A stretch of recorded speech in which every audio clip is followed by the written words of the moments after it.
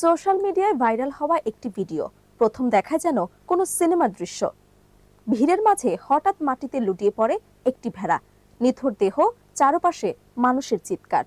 প্রশ্ন একটাই, ভেড়াটা কি সত্যি মারা গেছে নাকি এর পেছনে আছে ভয়ঙ্কর কোনো রহস্য?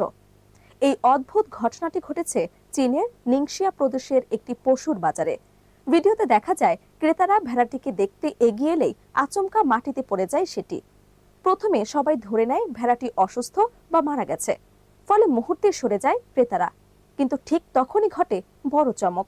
মানুষ সরে যেতেই ভেড়াটি উঠে দাঁড়ায়, ঝাড়া দেয় শরীর এবং স্বাভাবিকভাবে হাঁটতে শুরু করে, যেন কিছুই হয়নি। এই দৃশ্য দেখে হতবাক বাজারের লোকজন। কেউ কেউ বলছেন বিপদ বুঝে বাঁচার অভিনয় করেছে ভেড়াটি, আবার কারো মতে এটি নিছকই এক অদ্ভুত অভ্যাস। তবে নেটিজেনদের প্রতিক্রিয়া একেবারেই আলাদা। কেউ বলছেন অস্কার জিতবে এই ভেড়া, আবার কেউ ডাকছেন ড্রামা কুইন বা জিনিয়াস শিপ নামে। নিখুঁত টাইমিং আর অভিনয়ে মন জিতে নিয়েছে লাখো মানুষের। ভিডিও ভাইরাল হতেই বদলে যায় ভেড়াটির ভাগ্য। যে ভেড়াটি আগে কেউ কিনতে চাইছিল না, সেটির দাম এখন আকাশ ছোঁয়া।